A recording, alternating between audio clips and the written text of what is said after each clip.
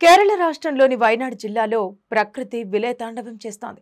మంగళవారం తెల్లవారుజామున ప్రజలంతా నిద్రలో ఉండగా ఒక్కసారిగా కొండచర్యలు విరిగిపడి పెద్ద సంఖ్యలో ఇళ్లు నేలమట్టమయ్యాయి.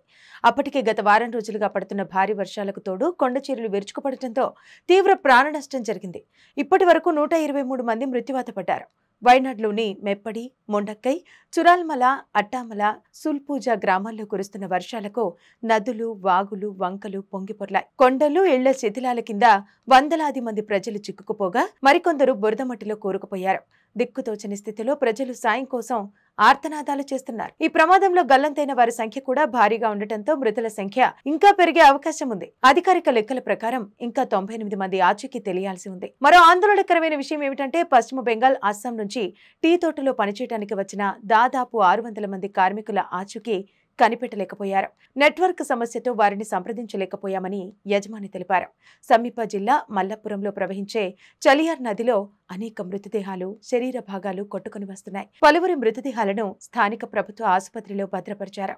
మండకై ప్రాంతం నుంచి 100 మందికి పైగా స్థానికులను అగ్నిమాపక, ఆర్మీ, నేవీ, కోస్ట్ గార్డుకు చెందిన సహాయక బృందాలు ఖాళీ చేయించాయి. ఆ తర్వాత రెస్క్యూ టీం ఇక్కడ తాత్కాలిక వంతెనను కూడా ఏర్పాటు చేసింది. ఇప్పటికే 45 పునరావాస శిబిరాలను ప్రారంభించి 3069 మందిని ఈ శిబిరాలకు తరలించారు. అయితే ఇంత భయానక పరిస్థితి ఎందుకు తలెత్తింది? ఇంతటి ప్రకృతి వైపరీత్యానికి గల కారణాలకు శాస్త్రవేత్తలు ఏం చెబుతున్నారు? అసలు కొండచర్యలు ఎందుకు విరిగిపడ్డాయి? ప్రకృతి విపత్తిలో కొండచర్యలు విరిగిపడటం కూడా ఒకటి. భారీ వర్షాల కారణంగా కొండ ప్రాంతం నుంచి రాళ్లు, మట్టి పిళ్లలు కిందకు పడటాన్ని కొండచర్యలు విరిగిపడటం అని అంటాం. మన దేశంలో హిమాలయ ప్రాంతం, పశ్చిమ కనుమలు, నీలగిరి కొండల ప్రాంతాల్లో ఇవి ఎక్కువగా సంభవిస్తాయి. ముఖ్యంగా కొండ ప్రాంతాల్లో ఇవి చోటు చేసుకునే అవకాశం ఎక్కువగా ఉంటుంది. కొండ చర్యలు విరిగిపడటానికి సహజమైన కారణాల కంటే మానవ చర్యలే ఎక్కువ ప్రభావం చూపుతాయని నిపుణులు అంటున్నారు. కొండ ప్రాంతాల్లో నిర్మాణాల సమయంలో స్లోప్ సరిగా ప్లాన్ చేయకపోవటం, వృక్ష సంపదను భారీగా తొలగించడం, కొండపై పడి కిందకు జాలువారి నీరు వెళ్లే వ్యవస్థలో ఆటంకాల కారణాల వల్ల కొండ చర్యలు విరిగిపడుతుంటాయని వారు పేర్కొన్నారు. మీకు గుర్తుండే ఉంటుంది, 2013లో ఉత్తరాఖండ్ వరదలు కొండ చర్యలు విరిగిపడటంతో దాదాపు 6000 మంది మరణించారు.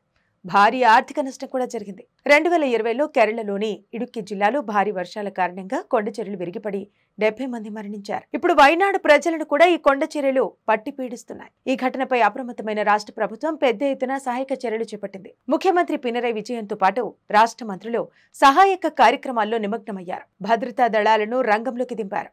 ఈ సంఘటనను జాతీయ విపత్తుగా ప్రకటించాలని కేంద్రాన్ని కేరళ ప్రభుత్వం కోరింది. కాంగ్రెస్ అగ్రనేత రాహుల్ గాంధీతో పాటు వామపక్ష పార్టీలు, ఎంపీలు పార్లమెంటులో ఈ సంఘటనను ప్రస్తావించారు. ఈ దుర్ఘటన పట్ల రాష్ట్రపతి ద్రౌపది ముర్ము, ప్రధానమంత్రి మోదీ దిగ్భ్రాంతి వ్యక్తం చేశారు. కేంద్రానికి చెందిన సహాయక బృందాలతో పాటు తమిళనాడు, కర్ణాటక రాష్ట్రాల నుంచి కూడా బృందాలు మెప్పాడికి చేరుకున్నాయి.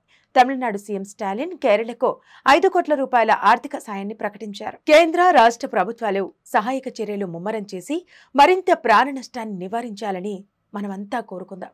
చూస్తూనే ఉండండి పబ్లిక్ కోట్ న్యూస్.